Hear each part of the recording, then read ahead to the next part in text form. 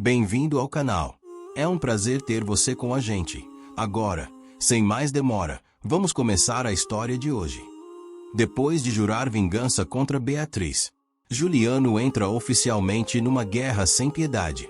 Mas ele nunca poderia imaginar que um verdadeiro terremoto se aproximava, vindo de outra direção. A rede de perfumarias Carioca, seu pilar financeiro, começa a despencar sem freios. O motivo?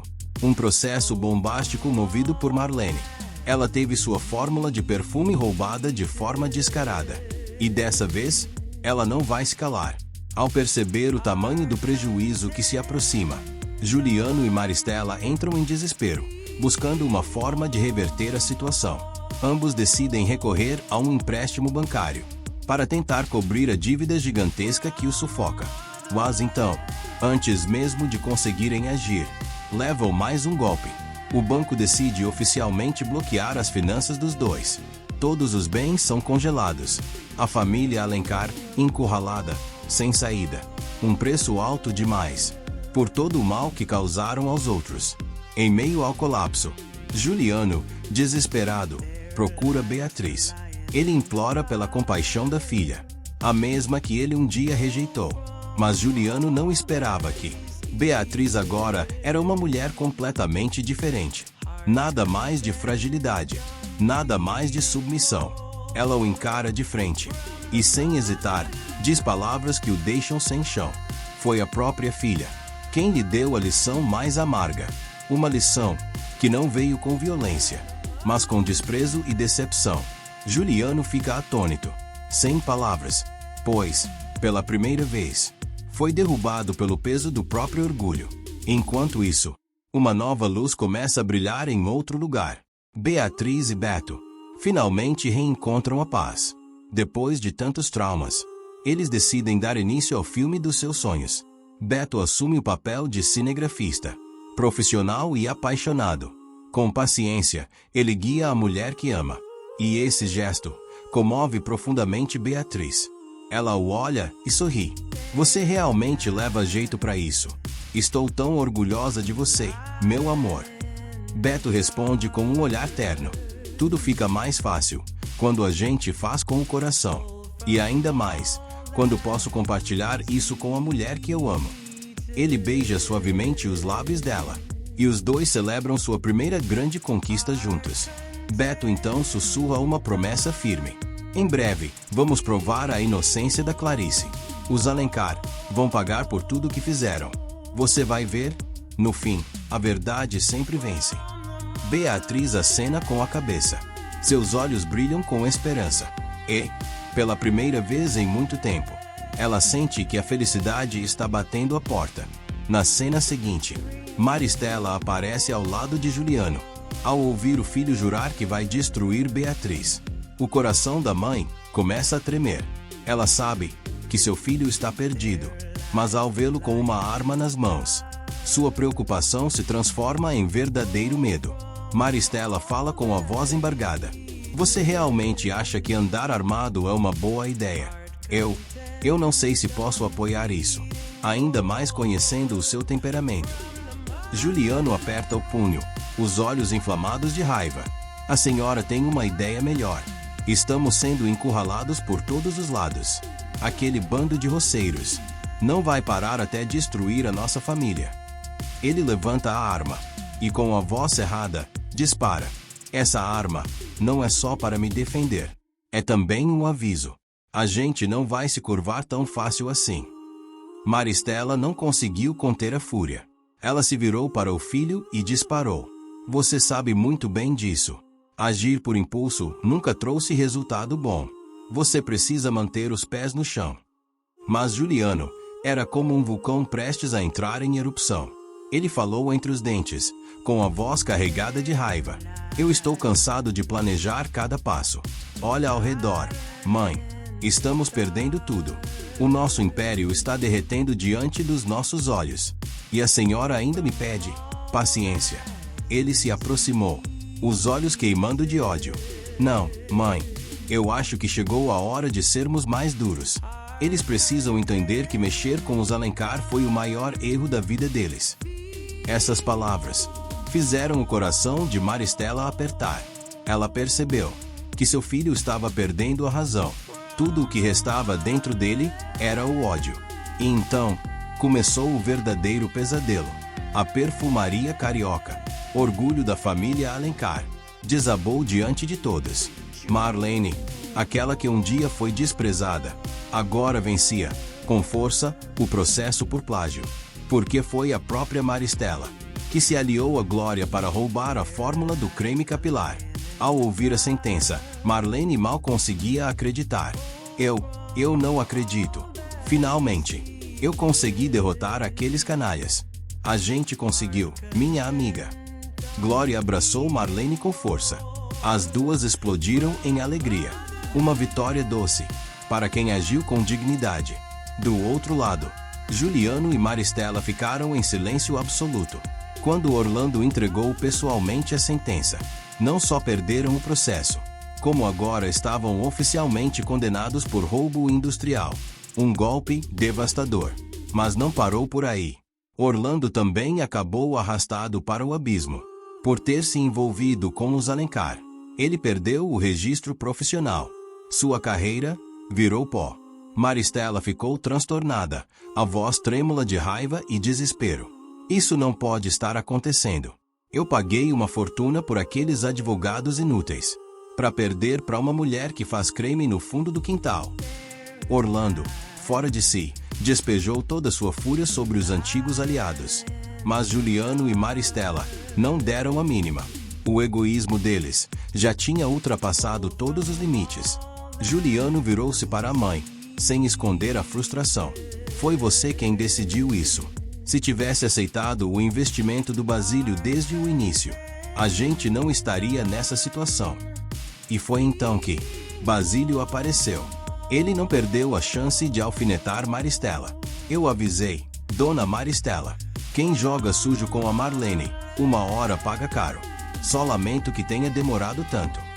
Sem opções, Maristela mandou o filho tentar um empréstimo no banco, para pagar as dívidas e as multas. Mal sabia ela que mais uma porta estava prestes a se fechar na cara deles. Enquanto isso, no lado dos justos, a vitória continuava a ser celebrada. Basílio estava ao lado de Marlene, falando com sinceridade. Eu disse, não disse. A gente ia vencer os Alencar. Fico muito feliz que a sua marca tenha resistido a tudo isso. Ele fez uma pausa, olhando com pesar. Me desculpe por todos os transtornos. Eu tentei manter o seu produto longe das mãos da Maristela, mas aquela mulher sempre dá um jeito. Agora deve estar arrancando os cabelos. Ele sorriu, esperançoso. Ainda espero que aceite meu investimento. Não é só pelo dinheiro. É porque eu realmente acredito no produto de vocês. Marlene assentiu, os olhos brilhando de satisfação. Eu tô muito feliz. Juliano e Maristela pagaram por tudo o que fizeram comigo, quando eu ainda era só uma funcionária qualquer na perfumaria.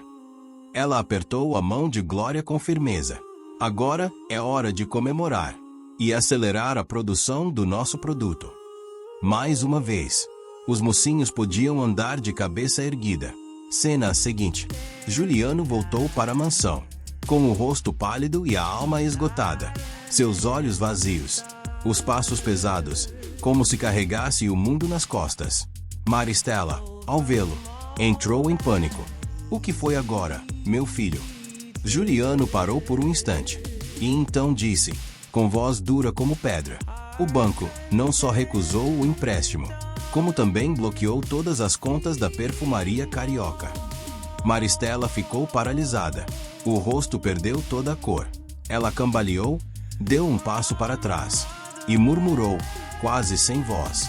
Não, isso não pode ser verdade. Não pode, não pode.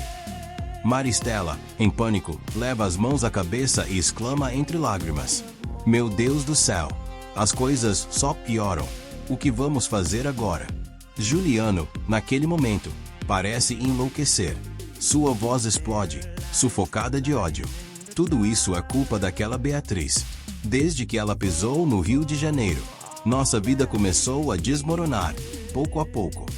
Ele cerra os dentes, com os olhos inflamados. Primeiro foi a Clarice. Agora ela está tirando a empresa das nossas mãos.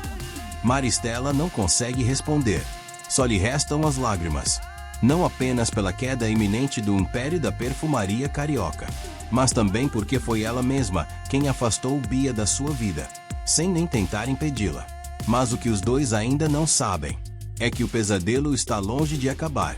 Após os escândalos envolvendo o nome Perfumaria Carioca, Zélia, ou melhor, Branca Rangel, vai entrar com um processo formal contra Maristela e Juliano. A acusação: gestão temerária e irresponsável. Esse será o golpe final, abrindo caminho para que Zélia assuma o controle total da marca de perfumes, algo que ela sempre acreditou ser seu por direito. Em outra cena, depois de tantas derrotas, Juliano toma uma atitude inesperada. Ele vai atrás de Bia. Talvez, no fundo, Juliano enxergue na filha a última tábua de salvação de sua vida arruinada. Mas assim que vê o pai, Bia se afasta imediatamente. Ela não quer mais nenhum vínculo com o nome Alencar. Juliano fala, com a voz baixa, quase como um pedido: você não precisa ter medo de mim. Eu nunca faria nada contra você. Você precisa acreditar em mim, minha filha. Ele faz uma pausa, olhando fundo nos olhos dela. Tudo isso foi armado pela Beatriz e a família dela. Foram eles que nos jogaram no fundo do poço. Eu não matei a Valéria. Foi a sua mãe. Mas essa tentativa de defesa só acende ainda mais a fúria em Bia. Ela responde com firmeza: eu não acredito em vocês. Se veio aqui para tentar me convencer, está perdendo seu tempo. Juliano insiste, agora com a voz trêmula de emoção: eu vim aqui porque estou morrendo de saudade de você, minha querida. A casa está tão vazia sem você, tão silenciosa. Ele baixa a cabeça, quase derrotado. Estive pensando, com todos esses problemas que estamos enfrentando, tenho medo de que a justiça nos condene em breve. O que você acha de ir embora do Rio comigo? Podemos recomeçar, em um lugar bem longe daqui, bem longe da Beatriz. Tenho certeza de que podemos ser felizes. Mas para Bia, essas palavras não significam mais nada. Ela já não vê ali um pai, mas sim um homem egoísta, que só sabe culpar os outros e fugir da realidade. Bia balança a cabeça, recusando com firmeza. Ela deixa claro: precisa manter distância de pessoas tão tóxicas. Mesmo com Juliano tentando insistir, Bia se afasta, decidida, deixando Juliano sozinho, no meio do próprio colapso emocional e existencial. Na cena seguinte, Juliano está sentado, em silêncio. Na mão dele, uma arma. O olhar, vazio. Ele começa a se perguntar como tudo chegou a esse ponto. Por que perdeu tudo? E então, como num golpe desesperado, Juliano coloca toda a culpa em Beatriz. Tomado pela fúria, ele invade a pensão onde a garota está hospedada. A porta se abre com violência. Beatriz congela. Ela fica paralisada ao ver o pai surgir de repente, com o olhar distorcido pelo ódio. Antes que ela consiga reagir, Juliano saca a arma. Ele aponta diretamente para ela. A filha de Clarice fica em estado de choque. Por um instante, o tempo parece parar. Beatriz entra em pânico.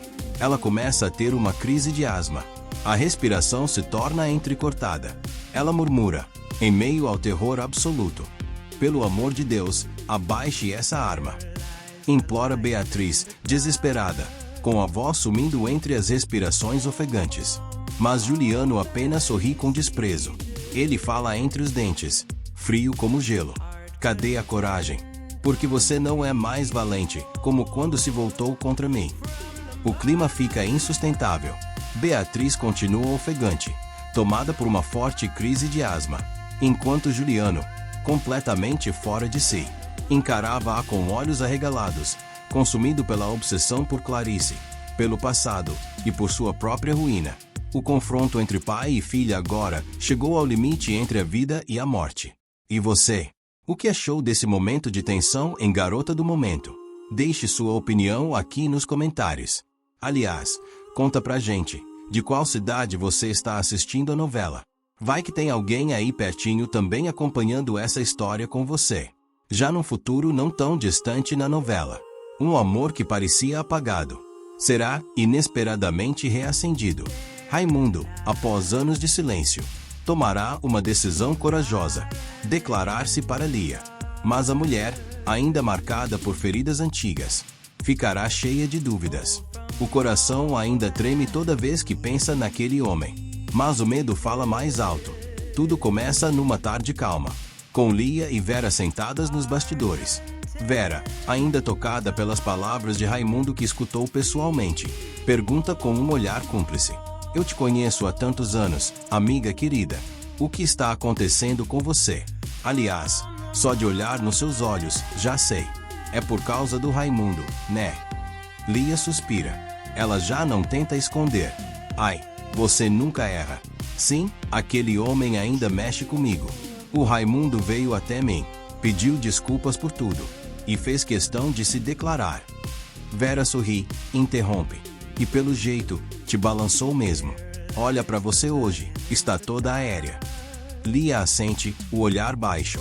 Você sabe, ainda tenho sentimentos por ele. Mas foram tantas mágoas, tantos traumas, que às vezes eu nem sei o que fazer. Poxa, já não sou tão jovem assim. Não dá pra viver de sonhos como uma menina de 20 anos. Dessa vez, Vera segura firme a mão da amiga, com a voz trêmula. Ah, para com isso. Você está cheia de vida, ainda tem tanto pela frente. Não pode desistir assim. Nem negar a si mesma a chance de ser feliz. Você sabe muito bem o que o seu coração quer. Na verdade, todo mundo sabe. Só falta você parar de fugir disso. Vera encara Lia nos olhos. Viva esse amor. Diz pra ele o que você sente de verdade. Você merece ser feliz, minha amiga. Lia permanece em silêncio. As lágrimas escorrem devagar, mas já não são de dor.